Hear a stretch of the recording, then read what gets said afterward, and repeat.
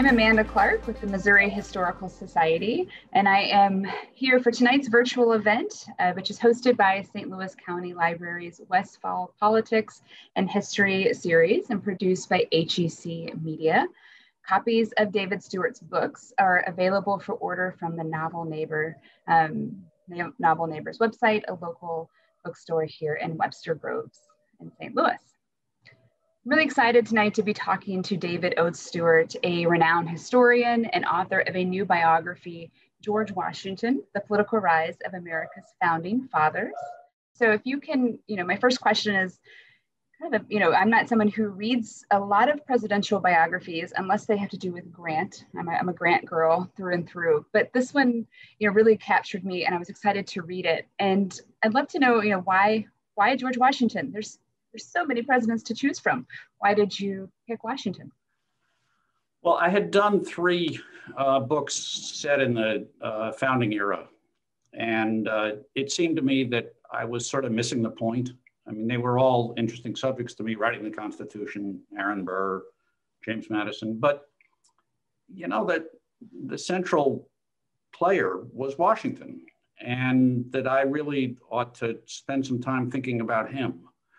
And his role, which is this wonderful lyric in Miranda's Hamilton musical, where Jefferson and Madison sort of mournfully sing, "Wouldn't it be great to have Washington on our side?" And he captures the fact that if Washington wanted something to happen for basically our first 20 years as a nation, it happened. And part of that was because he made it happen, but also he had such immense stature. And I wanted to carve into that and understand better how he made that happen. There was this wonderful statistic. I'm not the first person to notice it, but had 4 key elections. He was elected commander-in-chief of the Continental Army. He was elected president of the Constitutional Convention. He was elected president twice, of course, and he won them all. But he won them unanimously. And even in the 18th century, that was pretty unusual. You don't get that with box tops. Somebody knows the game who can make that happen. And so that was what started me out. One of my thoughts in reading through this was like, when you are dealing with a subject that is so seemingly well known, and there are so many sources and so much things out there, where do you go? Where do you start? Like, to not, how do you get the stuff that's already been written out and get to a core thing that you're looking for? Yeah, you do have to figure out something that hasn't been said 1,000 times. And for me, it was looking at his political talents, which I think have been ignored. And in particular, to look at a period of his life that tends to be ignored. He was a soldier in the French and Indian War.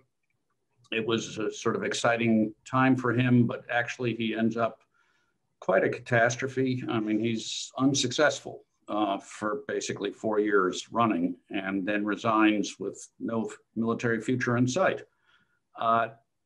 And he then reinvents himself as a political figure and serves in local and colonial governments in the House of Burgesses for 16 years, which is the Virginia legislature.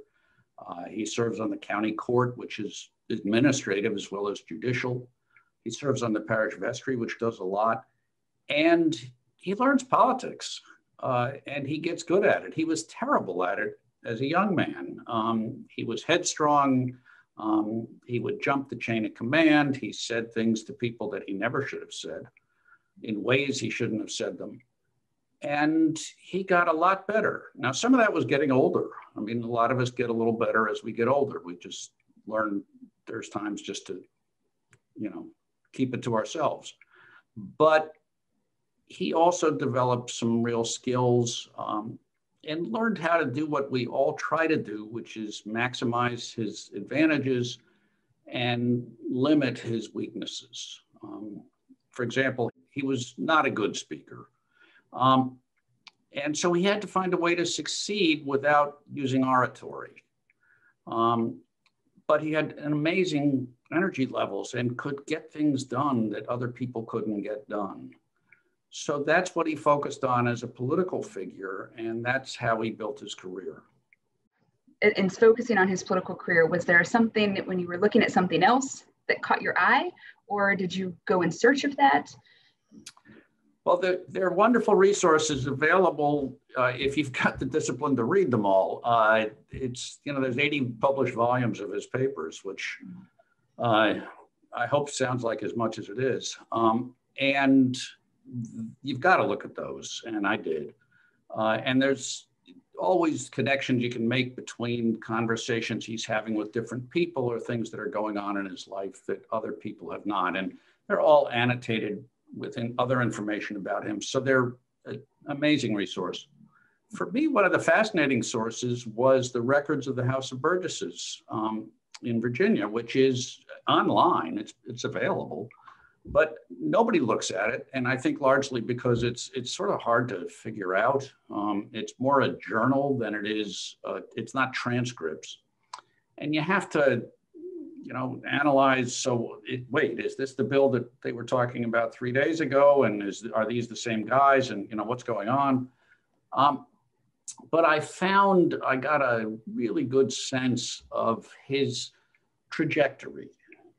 He was not an overnight success as a legislator, and he spent 16 years as a legislator, longer than he was a soldier. But he figures it out. And in some interesting episodes that, other people just haven't paid any attention to. As he rises in stature, he gets more responsibility. And then finally, when the conflict with the British really starts to ramp up, he's a major player in Virginia politics, and he's made that happen.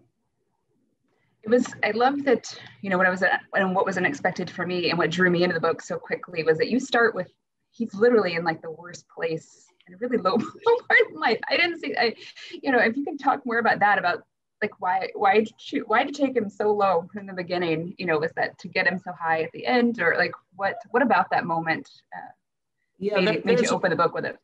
There's this sense, a popular sense, that Washington was just effortlessly successful. He was tall, he was a great athlete, he married a rich woman. I mean, nothing went wrong, and that's just not true. He did marry a rich woman, and that was very smart. And he was tall. But he had these false starts. And I was struck by this one moment in his third year of serving in the French and Indian War, when he goes home, basically leaves his post without getting permission and recuperates. He's terribly ill. He's got dysentery that could have been fatal. Although he was a big guy, in that era, medicine was not much help, and you just had to live through most illnesses. And he was basically bedridden for 2 to 3 months. And there's almost no correspondence from them. There's no evidence anybody came to see him. I mean, it's winter, it's kind of grim. And then he comes out of that with a whole new plan. And, within 60 days, he's proposed to Martha Custis, and she's agreed to marry him. And he goes back and he, takes command of the regiment, and he puts his name in for the House of Burgesses, and he's a new guy. And that was an amazing sequence to focus on, that he was able to pick himself up off the floor. Come up with it. I believe that he was relentlessly self-critical through his life. And I think that was a time he looked at what he had been doing as commander of the Virginia regiment and realized that it wasn't going well. And some of the responsibility was his, and that he had to fix that. And the principal way he was going to fix it was to go do something else, because they were stuck out on the Virginia frontier trying to fight Indians who were way better at fighting in the forests than the Virginians ever would be. And that was smart to figure out that he had to get out of that job. So for me, the whole game is about humanizing Washington. He's such a marble figure to us. And he was very human and very accessible. And this was a way I found to see him at more human scale, and the sort of things we all confront, which is things aren't going right. How do I make that better? Yeah. Yeah, I love the vulnerable moment where he sends the note asking for the preserves, like, asking for some jam or jam's preserved. I know it's worded differently, but yeah, there was something about that moment that just like. I like it when he adds at the end, and if there's anything else I've forgotten to ask for, please send it, because he's not very domestic, and Virginia gentlemen were not raised to be very practical. But it also speaks to his ability to ask for help when needed and to ask the right person for help when needed. And I like even later in the book when I was reading about how, he's president and they have to figure out what is a president? What does he do? How many times does he go out a week? Can you talk about that? Like, where did you find out that was a great part of it? Well, a lot of it was done through correspondence, which we do have. Thank God they wrote letters. And everybody saved a letter if it came from George Washington. And it was a habit he developed after his first military experience, which was to ask people for advice. You see it as he becomes a political figure. You see it when he is head of the Continental Army, and then definitely into his presidency. He wants to hear from smart people about what to do. He doesn't have false pride in his own knowledge and judgment. He was very modest about his education and intellect. And, as president, he has these two warring giants, Jefferson and Hamilton, throwing rocks at each other at every cabinet meeting. Actually, Hamilton threw most of the rocks. Jefferson sort of hated to get into arguments, but they were very unhappy with each other. And Washington thought that was terrific because he was getting both sides of every issue. And he liked that. And he wanted to know. Now, he always made up his own mind. And a lot of times he did not do what he'd been advised to do. So it's interesting to track. But that consultative style, when he had the time, he always tried to apply that once he was no longer young and foolish. Yeah, and then again, that idea of not knowing what a president, just the detail level of what the president does and what his week should look like and how how many people he should receive. And oh yeah, he worried about the social element, which he recognized was significant. How should he go to dinner at other people's houses? And he decided he shouldn't do that. That would look like favoritism.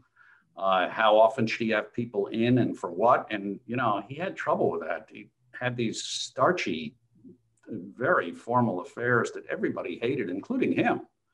And finally, Martha took a hand and sort of had a weekly event that was a little more civilized and more relaxed. He didn't wear his sword to it, which, that was George kicking back.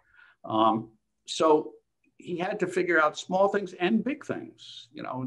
What did it mean to have the Senate advise and consent on treaties?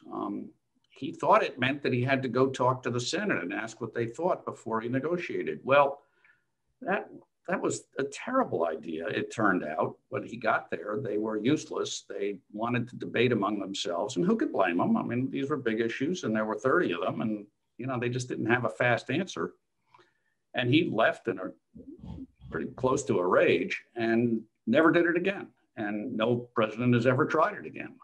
So he had to. There are things in the Constitution that we think we know the meaning of, but frankly, if you were the first person to be president, you would have wondered.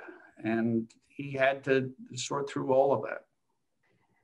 In thinking of, like, as I was reading it, one of the question that came up to me was, who would, and just kind of go back to what you said earlier about Hamilton, of having Washington on your side. Like, who would have Washington on their side right now? Or who would he be proud of to see his legacy in? Even, I don't know, I would love to look at the presidents ever since and see where we see him or his legacy in unexpected ways.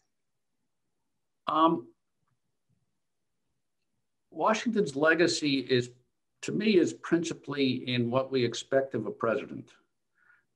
We expect a president to have character, to have integrity, to have empathy and a connection, not to be so impressed with himself.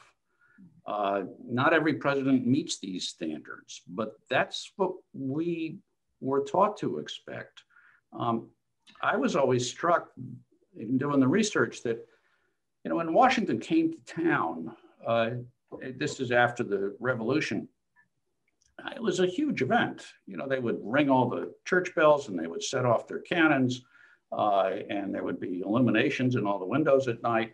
There'd be all these tedious affairs where they'd have 32 toasts and present petitions and proclamations and God knows what. And, he just got through it.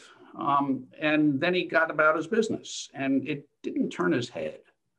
And that's what we expect. We don't want a president who is who's vain, who is, we want somebody, the classic we've been hearing for years now is, which candidate would you like to go out and have a beer with? That started with Washington. We see him as this marble guy, but back then they didn't. He had real emotional accessibility with people. That was one of his great talents. His first 2 years as president, he made a point of taking trips, one through New England and then the second one through the South. So he was in every state, and everybody there, if they would take some effort, had a chance to see him and to see what the president of the United States looked like. And that was part of his feeling that he had to be president of all the people. And that's been our tradition, and he said it. I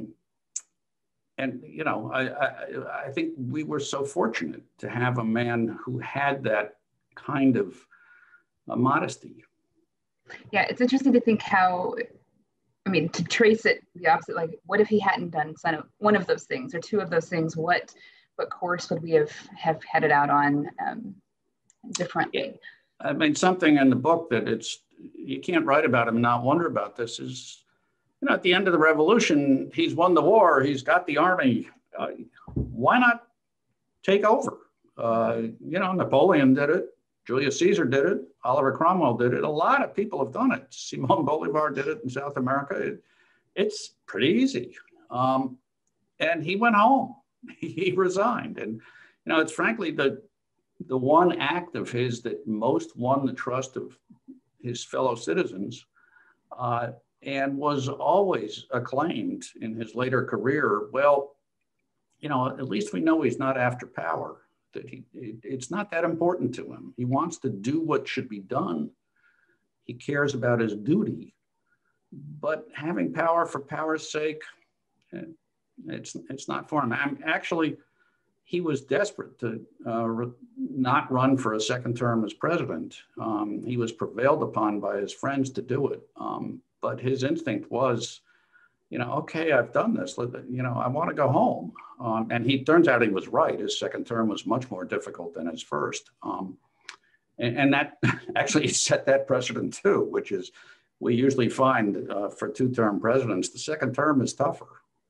So what would he look like now? What would he do now? How would Washington fit into Washington now? He would look different. I once imagined a book where I would take all the founders and put them in present day. And I figured, Ben Franklin would be, a hedge fund investor, and Jefferson would be, president of a university, which is something he did also in his time. And Washington I saw as a corporate chieftain. He was, at the end of the day, a remarkable manager, which, we sometimes undervalue. He had an ability, because it involves human skills that are terribly important. It is interesting to think of him, not just physically in the now, but also, how would he navigate our world Yeah, it's so different. That's a little tough to figure out. Mm-hmm. Yeah, now you've got me thinking. I want this book. Can I request that you write this book next? So, what about the harder stuff? I'm talking about him. You know, I feel like still in our talk we are, idolizing and keeping up high with him. But what about the harder stuff? What about the realities of any of these men that we have to look at now, that we're facing as a nation now? How to look at it? How to look at the tougher parts of their reality? Yeah, I mean, he was not ever good on slavery. And, it is the great black mark that you can't sugarcoat. In the first 40 years of his life, there's really no evidence that he thought much about slavery as a crime or as an evil. And it's really not until after the Revolutionary War that he does, or during the war. He never writes down, I've had an epiphany on slavery, but it seems that the experience of commanding African-American troops who sacrificed tremendously for his liberty changed how he thought about those people. He was also in contact with a lot of people like Lafayette, like Hamilton, like John Lawrence of South Carolina, who were anti-slavery. And they were passionate, persuasive people he liked. And I suspect they helped him realize the problem. And it's painful as a person who admires what he achieved, to explore that. It has to be explored. And he did resolve to do something about the slaves that he was responsible for. We can't retrieve him from the fact that he made a cold political calculation that opposing slavery publicly as a political figure was not going to work, was only going to reduce his influence and stature. And so he didn't do it. And so on the principal moral issue that the nation faced, he was silent. And that's a shame. That's a real loss. Yeah, and you have to wonder if he understood his role in history and he was always going to be looked at forevermore. At least in this, right? Like this thing. Yeah. And I think freeing the slaves, I think he knew that his role in history would be better if he were not a slave owner. But he didn't quite get there. Yeah. It's too bad for everybody. I want to switch over in the last few minutes that we have to questions about you as a historian. One I always ask every time I get the chance to do this with historians that have done this a lot longer than I have, and I respect, is that how do you know when to stop with a topic? I have discovered, and particularly when you're dealing with a big subject like Washington, which is, it's a big life. There's a lot going on. And I can't just research and then finally finish and then go write it. Because by the time I'm done, I'm going to have forgotten what I learned. So I do it in stages. So I'll, in this, I broke up his life in three pieces. There are three parts of the book. So I researched each part and then would write. And that works better for me. And it's true, you read stuff in the third stage that turns out to be relevant for the first stage. So you got to go back and fix it, but that's not so hard. And it is, for me, the hard part is to not start writing. I like to write. Research is less exciting. And so I sometimes have to just hold back, and I may be thinking about something and I'll come up with, I think is a great few sentences, and I'll jot them down and stick them in a file and, come back to them a year later and discover they actually weren't that good. But,